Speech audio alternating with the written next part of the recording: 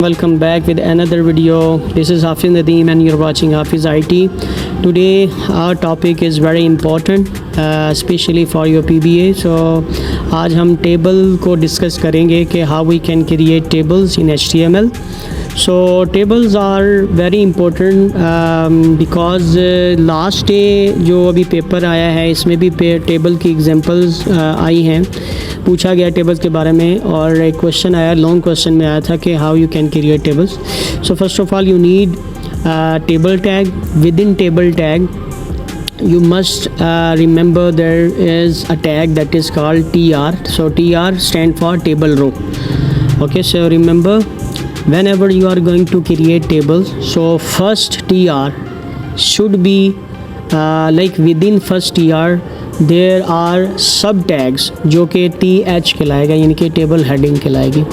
ठीक है, तो इसके बाद जो हमारे पास TR होगा या इसके बाद जितने भी TRs होंगे, मल्टीपल TRs यूज़ करेंगे, वहाँ पे हमारे पास टेबल हेड की जगह टेबल डाटा यूज़ होगा. सो टेबल हेड जितने भी आपने हेडिंग देनी है टेबल में तो सारी की सारी आप यूज़ करेंगे यहाँ पे. ठीक है, जैसे हमने लिस्ट में LI को यूज़ किया था ऑर्डर लिस्ट और अनऑर्डर लिस्ट में. लेट्स से कि we are just going to put heading here that is called student table. We are just going to create student table. Okay, so within student table we need to put some kind of headings regarding students like student name, student ID, and after that student age. Okay, so three headings we are using in our table. Okay, in our first row.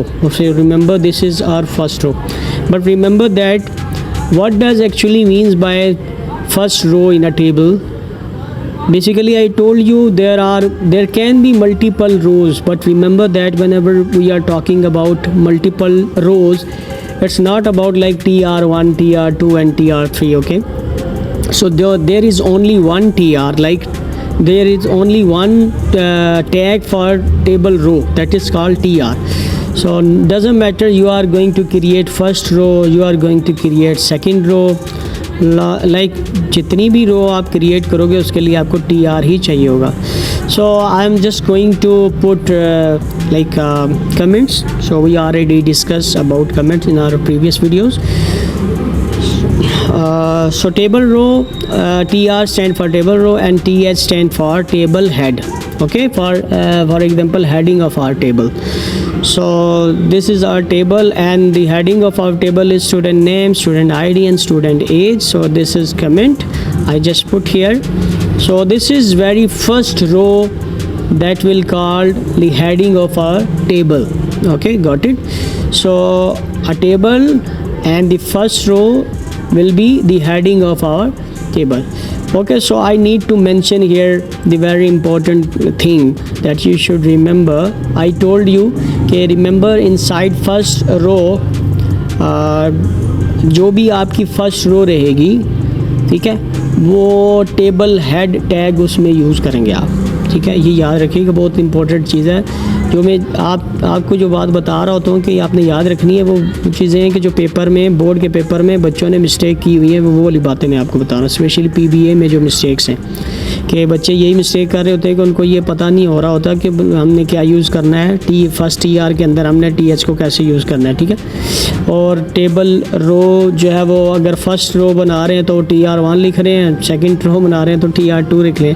इसलिए ये मैं चीज़ mention कर रहा हूँ कि table row you can not set row 1, row 2 etcetera. मतलब row 1, row 2 यानी कि TR1, TR2, TR3 you can not set like that. Okay, so this is very important concept जो मैं आपको बता रहा हूँ. So next I am just going to copy and paste here कि जो second row, third row, fourth row बनानी है तो हमारे पास बिल्कुल सेम सिंटैक्स रहता है. सिर्फ एक फ़र्क आता है बच्चों, आपने याद रखना है, दैट इज़ वेरी इंपॉर्टेंट.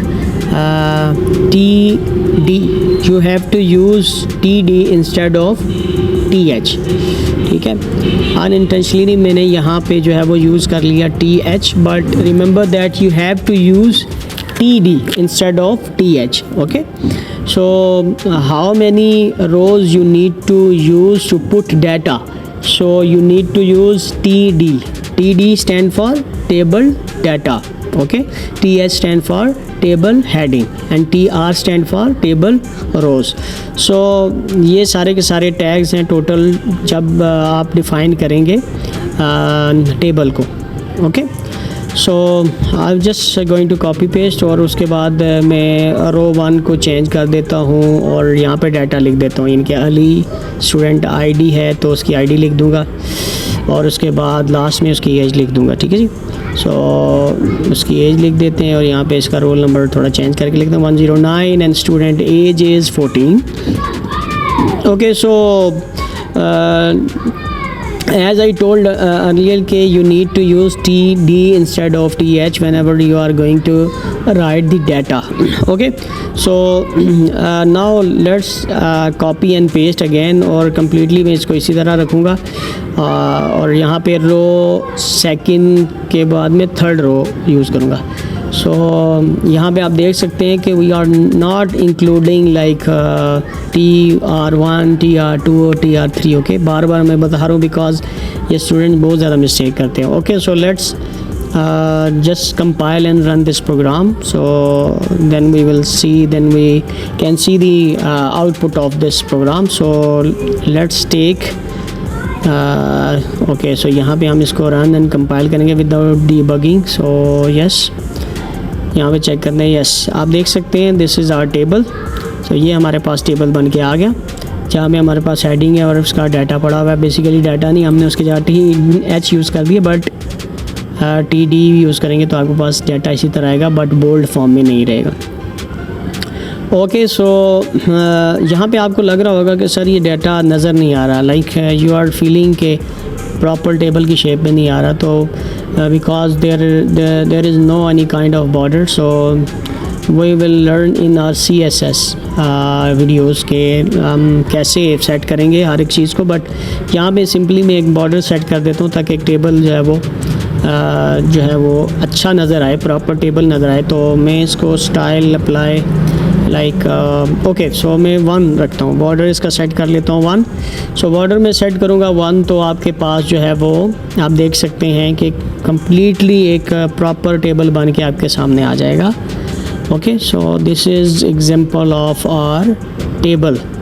ठीक है, यहाँ पे अब आप देखें तो बॉर्डर के साथ प्रॉपर हमारे पास. चलो मैं इसको जूम कर लेता हूँ ताकि आपके पास अच्छे से नज़र आए. So this is our table, student name, student ID और नीचे सारे का सारा उसका जो है वो स्टूडेंट का डाटा है. Okay, so this is our table. So let's change the border को हम चेंज कर देते हैं. 5 सेट करते हैं और देखते हैं कि बॉर्डर चेंज होता है. ऑब्वियसली चेंज होगा और उससे हमें बेहतरीन आइडिया हो जाता है कि बॉर्डर बेसिकली किस तरह दिखता है. ये है.